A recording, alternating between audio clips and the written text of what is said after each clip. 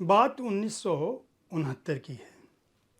मुंबई के बांद्रा में एक कॉलेज में जश्न गालिब मनाया जा रहा था। बड़ी बड़ी राजनीतिक हस्तियां वहां मौजूद थी, जिनमें भारत की प्रधानमंत्री इंदिरा गांधी भी उपस्थित थी। गालिब के इंतकाल के 100 वर्ष पूरे हो चुके थे और वह वर्ष महात्मा गांधी की जन्म शती का भी था। मंच पर बड़े बड़े अदीब, बड़े बड़े शायर, जिनमें मजरूह सुल्तानपुरी, शकील बदायूनी जैसे लोग उपस्थित थे, जिन्होंने गालिब की शान में तमाम कसीदे पढ़े। लेकिन जब साहिर लुधियानवी की बारी आई तो उन्होंने जो पढ़ा, मैं उसे पढ़ रहा हूँ। 21 बरस गुजरे आज़ाद ये कामिल को, तब जाके कहीं हमको गालिब का ख्याल आया। तुरबत है कहाँ उसकी, मस्कन था कहाँ उसका, अब अपने सुखन परवर जहनों में सवाल आया। 100 साल से जो तुरबत चादर को तरसती थी, अब उस पे अकीदत के फूलों की नुमाइश है। उर्दू के ताल्लुक से कुछ भेद नहीं खुलता, ये जश्न ये हंगामा खिदमत है कि साजिश है। जिन शहरों में गूंजी थी गालिब की नवा बरसों, उन शहरों में अब उर्दू बेनाम निशा ठहरी। उसके बाद वो पढ़ते हैं कि आज़ादी ये कामिल का ऐलान हुआ जिस दिन, मातूब जबा ठहरी, गद्दार जबा ठहरी। जिस अहद सियासत ने यह जिंदा जबा कुचली, उस अहद सियासत ने को मरहूम का गम क्यों है। गालिब जिसे कहते हैं उर्दू ही का शायर था, उर्दू पे सितम ढाकर गालिब पे करम क्यों है। ये जश्न ये हंगामा दिलचस्प खिलौने हैं, कुछ लोगों की कोशिश है कुछ लोग बहल जाएं, जो वादा ये फरदा पर अब टल नहीं सकते हैं। मुमकिन है कि कुछ अरसा इस जश्न पे टल जाएं। ये जश्न मुबारक हो, पर ये भी सदाकत है, हम लोग ही हकीकत के एहसान से आरी हैं। गांधी हों कि गालिब हों, इंसाफ की नज़रों में हम दोनों के कातिल हैं, दोनों के पुजारी हैं। प्रधानमंत्री की मौजूदगी में ऐसी नज़्म केवल और केवल साहिर लुधियानवी ही कर सकते थे। नमस्कार, आप देख रहे हैं साहित्य तक के बुक कैफे का एक दिन एक किताब कार्यक्रम। मैं हूं जयप्रकाश पांडे और साहित्य तक पर मैं साहिर लुधियानवी की यादों के साथ इसलिए उपस्थित हूं क्योंकि एक महत्वपूर्ण तिथि साहिर साहब की जिंदगी से जुड़ी हुई अभी गुजर रही है। पुस्तक का नाम है सरकश फकीर, साहिर लुधियानवी की जीवन यात्रा। लेखक हैं डॉक्टर रतन लाल महेंद्र गढ़ी। इस पुस्तक में डॉक्टर रतन लाल ने साहिर लुधियानवी के जीवन को बहुत करीने से दर्ज किया है। यह पुस्तक साहिर लुधियानवी साहब के बारे में लिखी गई तमाम पुस्तकों से अलग इसलिए है क्योंकि औपन्यासिक शैली में साहिर लुधियानवी की जीवनी को डॉक्टर रतन लाल ने तथ्यों के साथ यहाँ मुकम्मल किया है। यह शोधपरक जीवनी है और इसके लिए उन्होंने कई वर्षों तक, कहा जा सकता है कि कई दशकों तक, न केवल शोध किया बल्कि विविध भाषाओं में जो भी उपलब्ध सामग्री थी, चाहे वे साक्षात्कार रहे हों, चाहे साहिर साहब के बारे में लिखे हुए संस्मरण हों, चाहे साहिर लुधियानवी जी के बारे में लिखी गई किताबें हों, उन सब का अध्ययन करने के बाद उन्होंने इस पुस्तक को लिखा। 10वीं में थे वे जब साहिर लुधियानवी के इश्क में पड़े और प्राध्यापक होने के बाद भी यह यात्रा उनकी जारी रही। उनकी दीवानगी का, साहिर साहब के प्रति रतन लाल की दीवानगी का आलम यह था कि जब 2017 में वे दीक्षांत समारोह से एक दिन पहले एलुमनी मीटिंग में मिले तो उन्होंने बाकायदा यह बात कही कि biologically I am son of my parents. but ideologically I am son of Sahir Ludhianvi. Sahir साहब की ज़िंदगी के बारे में जितनी भी जीवनियाँ लिखी गई हैं उन सब के निचोड़ से यह पुस्तक बनी है। इस पुस्तक में 3 अध्याय हैं। जो 3 खंड हैं उनमें पहला मुकाम जो है वह साहिर साहब के बनने का है, दूसरा मुकाम जो है वह उनके मुंबई के जीवन का है, जिस तरह से वह जीवन में आगे बढ़ते हैं, और तीसरा मुकाम है चाँद मध्यम है आसमां चुप है, इसका खंड का नाम है। पहले खंड का नाम है तदबीर से बिगड़ी हुई तदबीर बना ले, और दूसरे खंड का नाम है क्यों देखें जिंदगी को किसी की नज़र से हम। साहिर लुधियानवी बनने के पीछे कौन सी स्थितियां थी? इस जीवनी की शुरुआत जिस तरह से वो करते हैं रतनलाल, वह बताते हैं कि दरअसल पंजाब में सतलज नदी के किनारे मेर नामक एक छोटा सा कस्बा था। वहाँ फजल मोहम्मद के जन्म के कुछ समय उपरांत फतेह मोहम्मद ने लुधियाना शहर के करीमपुर इलाके में एक आलीशान महल नुमा हवेली बनवाई। चौधरी फतेह मोहम्मद और उनकी बीवी का इंतकाल हो गया, लेकिन अपनी मौत से पहले उन्होंने अपनी मनपसंद लड़की से फजल मोहम्मद का निकाह करवा दिया।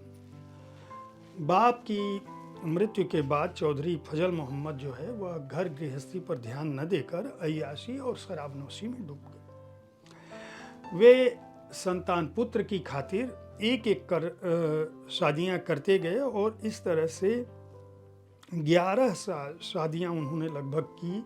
और उसके बाद दरअसल ये शादियां कहने के लिए वो पुत्र की प्राप्ति के लिए कर रहे थे, लेकिन दरअसल ये उनकी अय्याशियों का हिस्सा था। बेगमें आती थी, उनसे मन भर जाता था, वे दूसरी शादी कर लेते थे। 11वीं जो बेगम थी,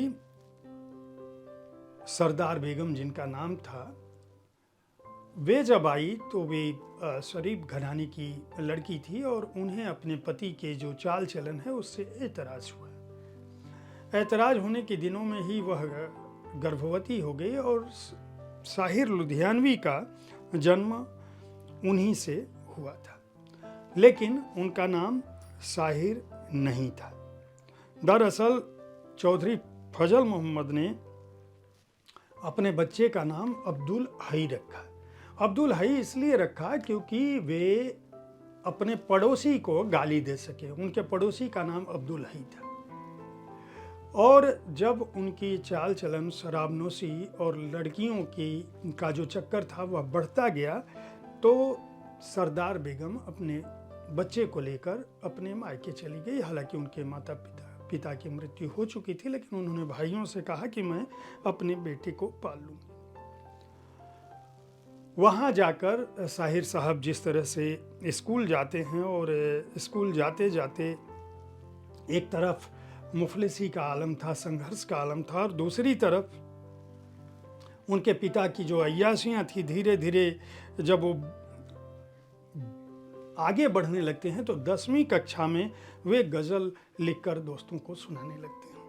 और गज़ल किस तरह की होती थी? इब्तिदाई दौर की गज़लें देखिए उनकी कि मेरा क्या है, मुझे तो खांसने में खून आता है, चराग ज़िंदगी बुझाने को अब टिमटिमाता है, मज़े से दिन गुजारो और बहारें को जवानी की, भला मियाद ही क्या है जहाँ में हुस्न फ़ानी की। इस तरह की चीज़ें वो लिखने लगते हैं। उर्दू में लिखते थे, उर्दू अदब के शायरों का कलाम पढ़ते थे, और खुद अपनी तरह से वहाँ उर्दू की जो उर्दू फारसी है उसमें नज़में लिखते थे। इकबाल का जो मलिहाबादी, इन लोगों से उनका जो ताल्लुक़ था वह चलता रहा। पढ़ाई चलती रही, साथ साथ लेखन भी चलता रहा।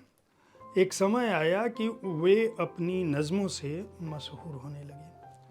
अब्दुल हई जब कॉलेज में पहुँचे तो भी उनकी शोहरत बढ़ने लगी। ज़मींदार, जागीरदार, आम मज़दूर, किसान, उनका जो शोषण है वह, चूँकि वह खुद शोषण के शिकार थे, इसलिए वह मेहनतकश सर्वहारा वर्ग से अपने को जोड़ कर देखते थे। उनकी एक नज़्म कॉलेज के दिनों में ही थी, मुझे सोचने दे, जिसका शीर्षक है लहलहाते हुए खेतों पर जवानी का समा और दहकान के छप्पर में बत्ती न धुआं, ये सभी क्यों हैं, यह क्या है, मुझे सोने दे, कौन इंसान का खुदा है, मुझे सोचने दे। ऐसी चीज़ें वे लिख रहे थे, भूमिगत समाचार पत्रों में लिख रहे थे और लगातार वे अपने समकालीनों के साथ साथ जुड़ते जा रहे थे। उन दिनों फिल्मों में मास्टर रहमत का बड़ा नाम था, काले खान थिएटर का नाम था। उन सब का असर साहिर पर पड़ा और साहिर लुधियानवी की स्थिति ये थी कि जब वे थोड़ा और बड़े हुए तब उन्होंने एक बहुत ही अद्भुत नज़्म लिखी और जो काफ़ी चर्चित हुई।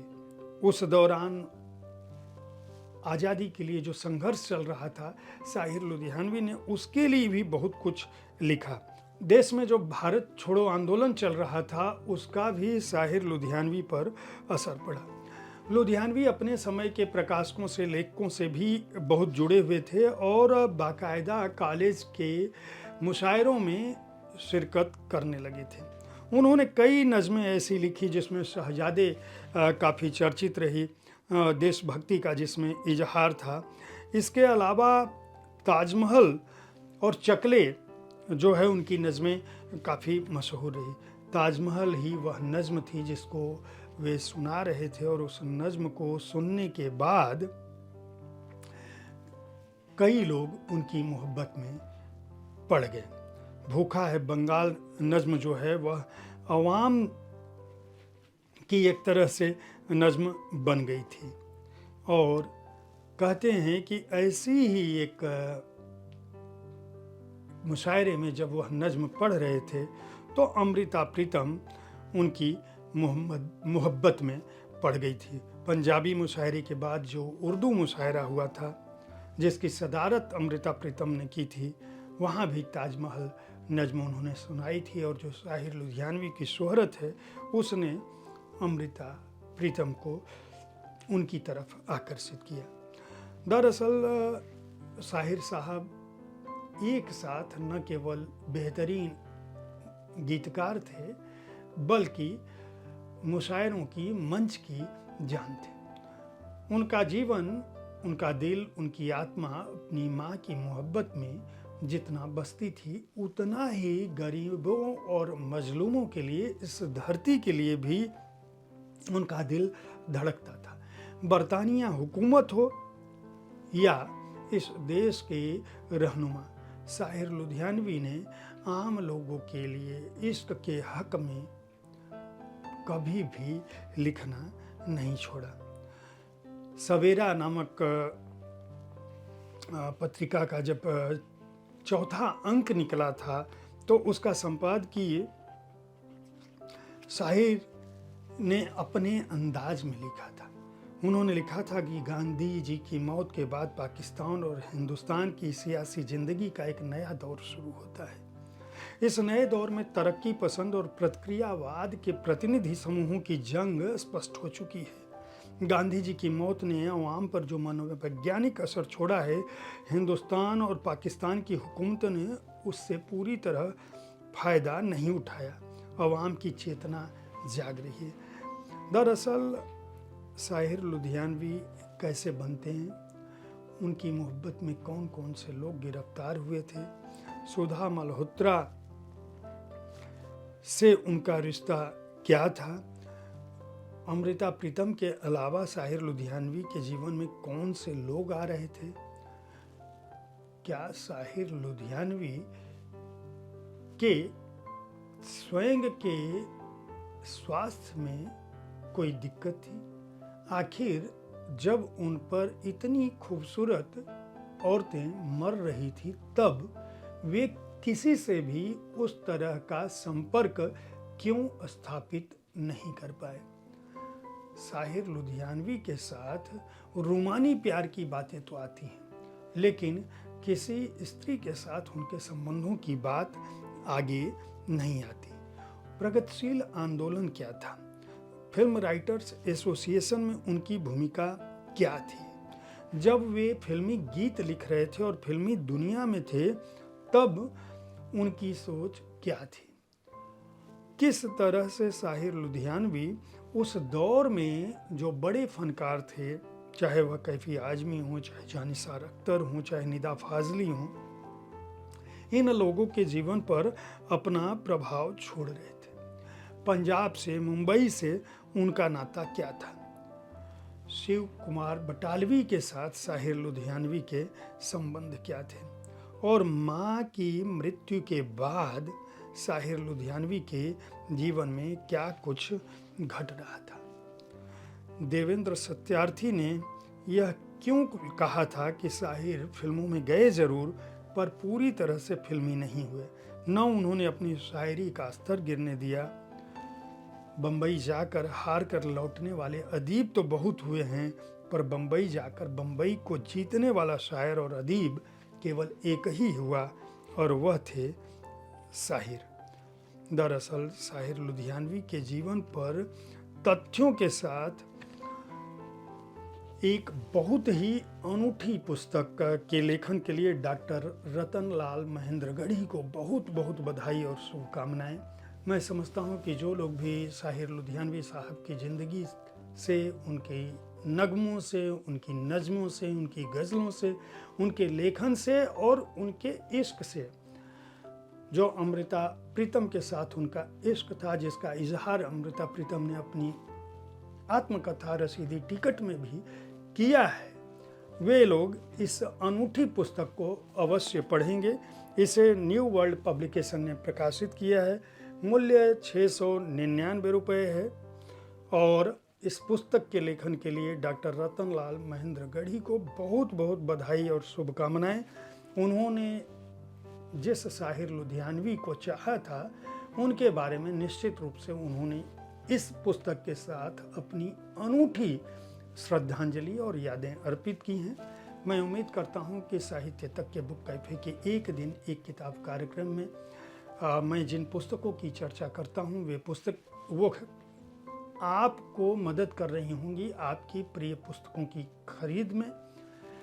कल ठीक इसी समय ऐसी ही किसी एक कृति के साथ मैं फिर मिलूंगा। देखते रहिए साहित्य तक। धन्यवाद।